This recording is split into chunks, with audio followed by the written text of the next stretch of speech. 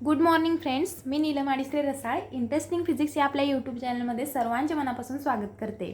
आज आपण इयत्ता 11वीमधील मॅथमॅटिकल मेथड्स या चॅप्टरमधील रिझोल्यूशन ऑफ वेक्टर हा पॉईंट पाहणार आहे.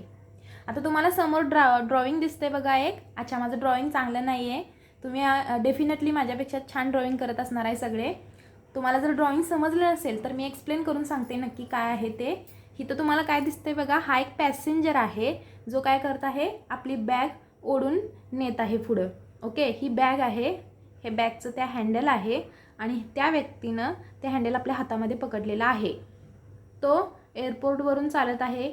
इमॅजिन करा, कन्सिडर करा. त्यानंतर काय होणार आहे बघा, ज्यावेळी हा व्यक्ती ह्या हँडलवरती काहीतरी फोर्स लावणार आहे आणि हा फोर्स लावल्यामुळं ही बॅग काय होणार आहे बघा, ह्या बॅगची जी मोशन असते ना, ती बॅगची मोशन इकडं त्यानं फोर्स लावलेला आहे असा.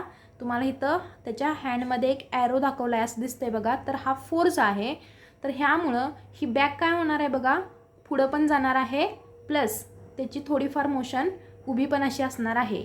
ॲक्च्युली हा फोर्स कंपोनंट जो आहे, तर हा फोर्स जो व्हेक्टर आहे तर त्याचे दोन कंपोनंट आहेत.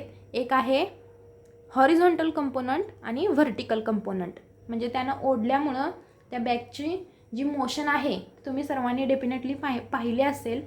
तर तीच मोशन त्याची इमॅजिन करा की ज्यावेळी तो बॅग ओढेल त्यावेळी ती बॅग कशी मूव्ह होणार आहे, पुढं पण मूव्ह होणार आहे ती, प्लस त्याची थोडीफार काय असणार आहे, मोशन अप डिरेक्शनला पण असणार आहे. ओके, म्हणजे हे तर सांगायचं काय, फोर्स हा जो व्हेक्टर आहे तर त्याचे दोन कंपोनंट इथं आपल्याला पाहायला भेटतात. एक आहे हॉरिझॉन्टल कंपोनंट, दुसरा आहे व्हर्टिकल कंपोनंट. हे झालं एक्झाम्पल नंबर 1. एक्झाम्पल नंबर 2 मध्ये तुम्हाला काय दिसते बघा, हा एक टेबल आहे आणि त्या टेबलला आपण काय करणार आहे बघा, तर हे जे दोन त्याचे पाय आहेत त्याला दोन्ही साईडला आपण काहीतरी फोर्स म्हणजे दोरीनं बांधणार आहे आणि त्याला काय फोर्स लावणार आहे आणि त्यामुळं काय करणार आहे, दोन्ही साईडला त्याला खेचणार आहे. मग जस्ट इमॅजिन, ज्यावेळी आपण ह्याला दोन्ही साईडनं खेचेल त्यावेळी त्याची मोशन कशी असणार आहे बघा. तर हा जो टेबल आहे तर तो काय होणार आहे, पुढं सरकणार आहे. फ्रंट साईडला त्याची मोशन असणार आहे. ह्या दोन्हींचा इफेक्ट ह्या टेबलवरती असा होईल की हा टेबल इकडं न जाता या साईडला न जाता या साईडला न जाता तो सरळ फ्रंट साईडला पुढं खेचला जाणार आहे. ओके, म्हणजे इथं जो पुढच्या साईडला त्याचा टोटल फोर्स असणार आहे, हा टोटल फोर्स म्हणजे ह्या दोन्हींची काय असणार आहे, ॲडिशन असणार आहे. म्हणजे फोर्स ही व्हेक्टर क्वांटिटी या केसमध्ये दोन कंपोनंटमध्ये इथं स्प्लिट झालेली आपल्याला दिसते. सिमिलरली इथं सुद्धा हा रिझल्टंट फोर्स जर असेल तर त्याचे हे F1 आणि F2 हे दोन त्याचे कंपोनंट्स आहेत.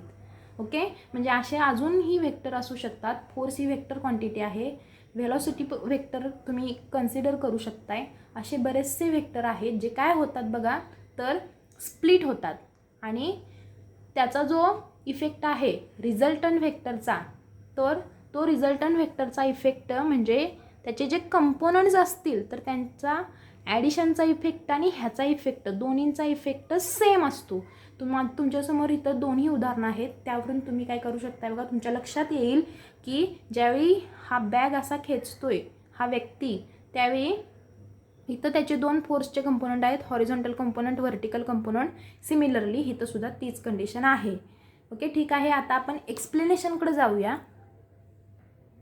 सो रिझोल्यूशन ऑफ व्हेक्टर म्हणजे आपण काय म्हणू शकतो बघा, त्याआधी मी काय लिहिलेलं आहे, resolution of vector A vector V bar consider करा कोणताही, can be written as sum of 2 or more vectors along certain fixed direction.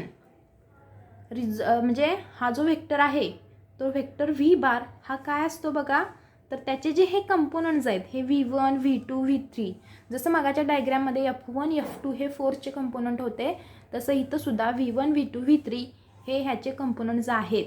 म्हणजे हा टोटल जो व्हेक्टर V आहे तर तो त्याच्या कंपोनंटच्या ॲडिशन असते.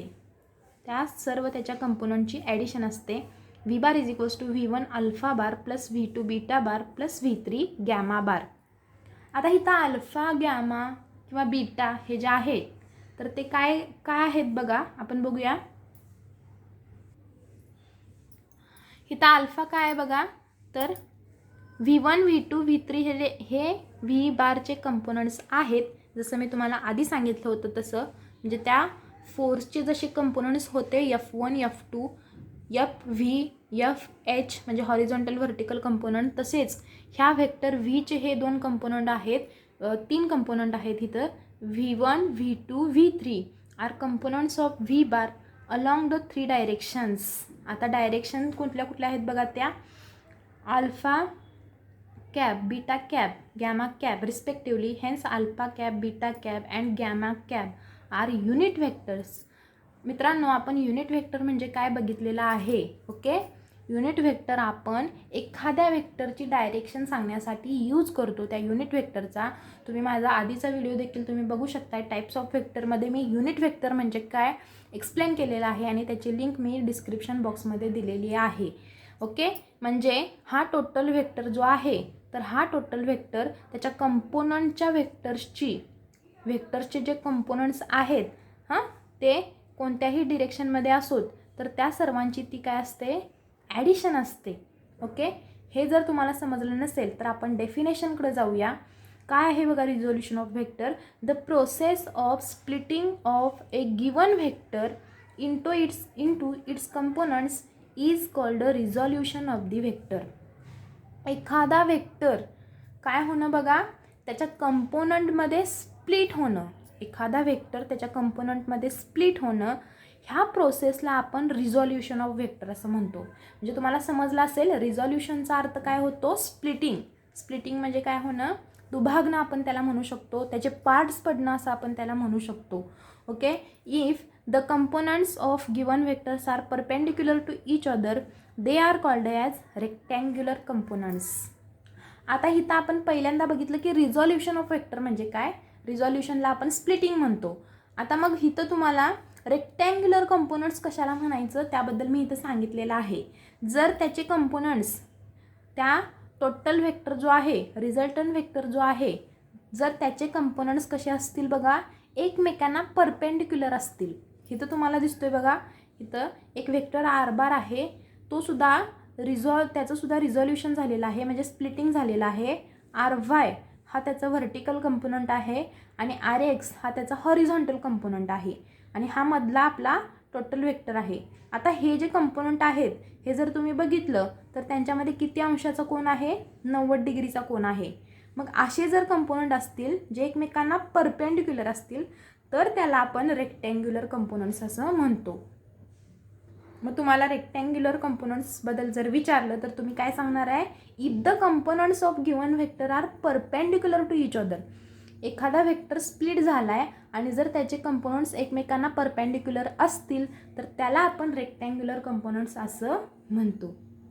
ठीक आहे, डेफिनेशन समजली. आता आपण काय बघूया बघा, आपण काय बघणार आहे, एखादा व्हेक्टर जर काय झाला असेल, रिझॉल्व्ह झाला असेल, रिझोल्युशन झालं असेल त्या व्हेक्टरचं, तर त्याचं आपण काय करणार आहे बघा, मॅग्निट्यूड आणि डायरेक्शनचं इक्वेशन काय असतं तर ते आपण पाहणार आहे. बऱ्याच वेळा तुम्हाला डेरिव्हेशन काढा म्हणून तुम्हाला प्रश्न विचारला जातो किंवा डिराईव्ह म्हटलं जातं रिझोल्युशन ऑफ व्हेक्टर. म्हणजे तुम्हाला मॅग्निट्यूड आणि डायरेक्शनची त्याच्या इक्वेशन्स विचारली जातात, ती आपण आता बघणार आहे आणि ती 2 डायमेन्शनमध्ये बघणार आहे. म्हणजे आपण इथं 2 ॲक्सिस घेतलेले आहेत, एक एक्स ॲक्सिस आहे आणि दुसरा आहे तो वाय ॲक्सिस आहे. डेरिव्हेशनला आपण सुरुवात करूया. ओके, एकदम इझी आहे.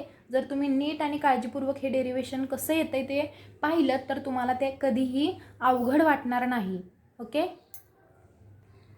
मी काय म्हटलंय बघा इथं, let us find rectangular components in a 2 dimensions. Consider a vector R bar is equals to OC bar originating from the origin of a rectangular coordinate system as a shown in figure. इथं आपण rectangular coordinate system घेतल्या म्हणजे x आणि Y axis घेतल्यात, हे दोन्ही एकमेकांना perpendicular आहेत. ओके, हे दोन्ही एकमेकांना परपेंडिक्युलर आहेत. एक आपण व्हेक्टर कन्सिडर केला आर बार, त्याला OC बार आहे. ओके, OC बारला आपण काय नाव दिलं, आर बार असं ह्या व्हेक्टरला नाव दिलं. हा इथून ओरिजिनमधून तो ओरिजिनेट झालेला आहे, इथून त्या व्हेक्टरची सुरुवात झालेली आहे पॉईंट O मधून. Okay, as shown in figure, draw perpendicular from C that meet the x axis at A and y axis at B. मला इक्वेशन्स शोधायचे आहेत. त्यामुळे मी काय केलं बघा, हा व्हेक्टर आहे ना आपण कन्सिडर केलेला आर बार, तर ह्या व्हेक्टरला ओ सी बार नाव दिले आपण. तर सीमधून एक परपेंडिक्युलर इकडं खालच्या साईडला ड्रॉ केली आणि सीमधून इकडं वाय ॲक्सिसवरती सुद्धा आपण काय केलं तर परपेंडिक्युलर ड्रॉ केली. मी इथं सॉलिड लाईन काढलेली आहे, किंवा ही बघा तुम्ही असं हे असं खाली आपण एक लाईन टाकलेली आहे आणि ही ह्या साईडला एक लाईन टाकलेली आहे. ओके, इथं तुम्हाला मी ऑलरेडी ड्रॉ करून दाखवलेलं आहे. म्हणजे इथून एक्स ॲक्सिसवरती ए पॉईंटपर्यंत आपण एक लाईन टाकली आहे आणि सी पॉईंटमधून वाय ॲक्सिसवरती बीपर्यंत आपण एक लाईन टाकलेली आहे. अशा दोन परपेंडिक्युलर आपण त्या ड्रॉ केलेल्या आहेत एक्स आणि वाय ॲक्सिसवरती. मग आपण काय केले बघा, तर त्यांना नावं दिलीत. Hence O A bar is equals to R X bar. एक्सवरच्या कंपोनंटला आपण आर एक्स असं नाव दिलं आणि वायवरच्या कंपोनंटला आपण आर वाय बार असं नाव दिलेलं आहे. तुम्ही डायग्रॅममध्ये पाहू शकताय.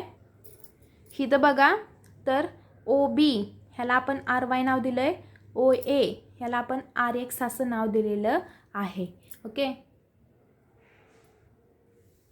मग आपण इथं सांगितलं O A bar is equals to R bar, O B bar is equals to R Y bar are the components of R bar along X and Y axis respectively. इथं हे एक्स आणि वायचे कंपोनंट्स आहेत. R X हा एक्सचा component आहे, R Y हा वायचा कंपोनंट आहे. Okay, then by the law of parallelogram of vectors. Okay, आता आपण इथं parallelogram law of vector apply करणार आहे, जो मी तुम्हाला ऑलरेडी आधीच्या लेक्चरमध्ये सांगितलेला आहे. पॅरेललोग्राम लॉ काय असतो, त्याचं स्टेटमेंट काय आहे, त्यानंतर तो आपण कसा लिहितो हे मी तुम्हाला आधी सांगितलेलं आहे. ते तुम्ही जरूर पहा व्हिडिओ तो. मग R bar is equals to जो मधला आपला टोटल वेक्टर आहे, तर तो आपण कसा लिहू शकतो बघा, तर ह्या त्याच्या कंपोनंटची ॲडिशन लिहू शकतो by the law of parallelogram of vectors. Parallelogram लॉवरून आपण लिहिलं R bar is equals to R X bar plus R Y bar. Okay, R bar is equals to R X I cap plus R Y J cap. आता मी तुम्हाला हे पण सांगितलेलं आहे, आय कॅब आणि जे कॅब काय असतं रे, आय कॅब आणि जे कॅब युनिट व्हेक्टर आहेत. आय कॅब हा एक्स ॲक्सिसची डायरेक्शन देतो, जे कॅब हा वाय ॲक्सिसची डायरेक्शन आपल्याला देतो. Okay, where I cap and J cap are unit vectors along X and Y respectively. I आणि जे काय आहेत ते आपण इथं सांगितलेलं आहे. नेक्स्ट काय केलं, and R X and R Y are the magnitude of the two components of R bar. म्हणजे इथं आपण काय लिहिले बघा, आर एक्स आणि आर वाय ह्या मॅग्निट्यूड आहेत आणि आय कॅब आणि जे कॅब हे युनिट व्हेक्टर आहेत. ओके, तर ह्या इक्वेशनमध्ये काय काय कशाला काय म्हणायचं हे आपण इथं सांगितलं. नेक्स्ट काय करायचं आहे बघा, let theta be the angle made by R bar with X axis. समजा तो जो व्हेक्टर आहे आर, त्यानं काय अँगल केला आहे थीटा. बघा त्यानं काय केलेलं आहे, तर ह्या आर व्हेक्टरनं एक्स ॲक्सिसची सपोज थीटा अँगल क्रिएट केलेला आहे. ओके, थीटा हा अँगल तिथं क्रिएट केलेला आहे, थीटा अँगल क्रिएट केलेला आहे. ओके, मग मी इथं तुम्हाला परत दाखवलेलं आहे बघा काय, तर इथं एक डायग्राम मी परत ड्रॉ केलेली आहे. ही हा थीटा आहे. आता आपण काय करणार आहे बघा, तर आर एक्स आणि आर वायच्या व्हॅल्यू ह्या इक्वेशनमध्ये टाकण्यासाठी आपण आर एक्स आणि आर वायच्या व्हॅल्यू काय करणार आहे, शोधणार आहे की आर एक्स आणि आर वायच्या व्हॅल्यू काय येतात. R X R Y equation number 1मध्ये सबस्टिट्यूट करण्यासाठी आपण त्या व्हॅल्यू शोधणार आहे. ओके, मग आपण काय करणार बघा, तर थीटा जो आहे तर त्याला आपण काय करणार आहे, ट्रिग्नोमेट्रिक फंक्शनचा वापर करणार आहे. ओके, मग कॉस थीटा काय असतं बघा, कॉस थीटा म्हणजे आपण काय म्हणतो, तर कोणालगतची बाजू भागिले कर्ण. मग कोणालगतची बाजू, कोणाच्या साईडची बाजू कुठली आहे, आर एक्स. म्हणजे ओ ए ही साईड जी आहे, ओ ए साईड ही कोणालगतची साईड आहे, आर एक्स आहे. आर एक्सनं त्याला आपण दाखवलेली आहे आणि हा कर्ण आहे. ह्या काटकोन त्रिकोणामध्ये काय आहे बघा, तर हा कर्ण आहे आर बार. म्हणून cos theta is equals to R X divided by काय येणार आहे बघा, इथं आर बार येणार आहे. ओके, मग cos theta is equals to R X upon R. मग ह्यावरून इथं आर डिवाइडला आहे, इकडं आल्यानंतर ते मल्टिप्लाय होणार आहे. म्हणून R X is equals to काय लिहिलं आपण, आर कॉस थिटा. ह्याला म्हटलं इक्वेशन नंबर 3. जसं आपण आर एक्सची व्हॅल्यू शोधली तशीच आपण आर वायची व्हॅल्यू शोधणार आहे. पण त्यासाठी आपण काय घेणार आहे बघा, साईन थिटा घेणार आहे. आता मला सांगा, ही जर साईड आर वाय इतकी असेल तर ही सुद्धा लेंथ किती असणार आहे, आर वाय. दोन्हींचं डिस्टन्स किंवा हाईट सेम दिसते. हे आर वाय असेल तर आपल्याला हे सुद्धा किती असणार आहे, तिथं आर वाय हे अंतर असणार आहे. ओके, ते पण किती असणार आहे, आर वाय असणार आहे. मग आपण sine theta is equals to काय लिहिलं बघा, कोणासमोरची बाजू म्हणजे कोणाच्या समोरची बाजू ही भागिले कर्ण हा, म्हणजे R Y upon R bar. Okay, sine theta is equals to काय येणार आहे, आर वाय अपॉन आर येणार आहे. मग R Y is equals to काय येणार आहे, आर साईन थिटा. मग आपण काय लिहिलं बघा, sine theta is equals to R Y upon R. मग R Y is equals to काय येणार आहे, आर साईन थिटा. आता काही अवघड नाही. इक्वेशन 3 आणि इक्वेशन 4 जे आपल्याला भेटलेलं आहे तर ते काय करायचं आहे, स्क्वेअरिंग अँड ॲडिंग. म्हणजे ह्याच्या दोन्ही साईड ज्या आहेत त्यांचा स्क्वेअर पण करायचा आहे आणि प्लस ॲडिशन करायचे आहे. म्हणजे आपण इथं काय म्हणायचं आहे बघा, squaring and adding equation number 3 and equation number 4 we get. म्हणजे ह्या दोन्ही साईडचा स्क्वेअर करायचा, ह्या दोन्ही साईडची ॲडिशन करायची, ह्या दोन्ही साईडचा स्क्वेअर करायचा, ह्या दोन्ही साईडची ॲडिशन करायची. म्हणजे R square cos square theta plus R square sine square theta is equals to R X square plus R Y square. मग आपण कॉमन ह्यामधून काय काढू शकतोय, आर स्क्वेअर कॉमन काढू शकतोय. R square in bracket cos square theta plus sine square theta is equals to R X square plus R Y square. आपण हा फॉर्म्युला शिकलेलो आहे. Cos square theta plus sine square theta is equals to किती असतं, 1 असतं. त्यामुळे ह्याची value पूर्ण ह्या अंडरलाईन केलेल्या ब्रॅकेटची व्हॅल्यू 1 होईल. मग R square is equals to आपल्याला R X square plus R Y square हे भेटणार आहे. मग आर इज इक्वल्स टू दोन्ही साईडचा स्क्वेअर रूट घेतलं. Therefore R is equals to under root टाकलं ह्याला R X square plus R Y square. ह्याला आपण नाव दिलं इक्वेशन नंबर 5. आणि हे जे इक्वेशन नंबर 5 आहे, हे इक्वेशन नंबर 5 आपल्याला काय देतं, gives magnitude of R bar. Equation 5 gives magnitude of R bar. जो व्हेक्टर आपला स्प्लिट झाला आहे, ज्या व्हेक्टरचं रिझॉल्युशन झालं आहे त्याच्या मॅग्निट्यूडचं हे इक्वेशन आहे, ज्यावरती तुम्हाला बरेचसे प्रॉब्लेम विचारले जातात. ओके, CETला असेल, JEEला असेल, नीटला असेल तर तुम्हाला ह्यावरती प्रश्न विचारले जातात. ह्या इक्वेशनचा वापर करून तुम्ही काय करू शकताय, तर ह्याची मॅग्निट्यूड काढू शकताय. म्हणजे इथं आर एक्स आणि आर वायच्या व्हॅल्यू जर तुम्हाला दिल्या असतील तर जसं आपण मॅग्निट्यूडचं इक्वेशन शोधलं तसंच आपण डायरेक्शनचं इक्वेशन शोधणार आहे. फ्रॉम फिगर परत एकदा आपण थिटाचा वापर करून डायरेक्शन काढणार आहे. फ्रॉम फिगर टॅन थिटा म्हणजे काय असतं बघा, तर कोणा समोरची बाजू भागिले कोणा लगतची बाजू असते. आणि कोणाच्या समोरची बाजू आर वाय आहे आणि कोणाच्या समोरची बाजू आर वाय आहे आणि कोणाच्या लगतची बाजू आर एक्स आहे. म्हणून tan theta is equals to R Y upon R X येणार आहे. आणि थिटा इज इक्वल्स टू हे टॅन ह्याला मल्टिप्लाय आहे, तिकडे गेल्यानंतर ते काय होणार आहे बघा, डिवाइड होणार आहे. आणि त्याला आपण इनव्हर्स म्हणतो. इनव्हर्स म्हणजे 1 अपॉन समथिंग जर असेल तर त्याचा आपण काय करतो, त्याचा जो हिथं त्याची जी पॉवर आहे तर ती निगेटिव्ह लिहितो. पण ह्याला टॅन -1ला काय म्हणतात, इनव्हर्स म्हणायचं. Tan inverse R Y upon R X. This equation 6 gives the direction of R bar. आपल्याला डायरेक्शन देतं ते अशा पद्धतीनं आपण इथं 2 इक्वेशन शोधलीत, त्याची डायरेक्शनची आणि मॅग्निट्यूडची. ही 2 इक्वेशन तुम्हाला दिसतात बघा. हे इक्वेशन आहे आर बरोबर under root R X square plus R Y square. हे त्याच्या मॅग्निट्यूडचं इक्वेशन आहे.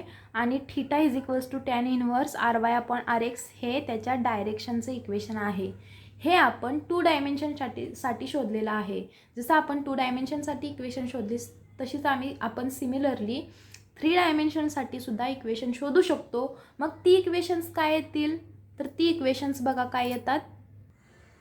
Similarly, we can write the equation for 3-dimensional rectangular Cartesian coordinate system.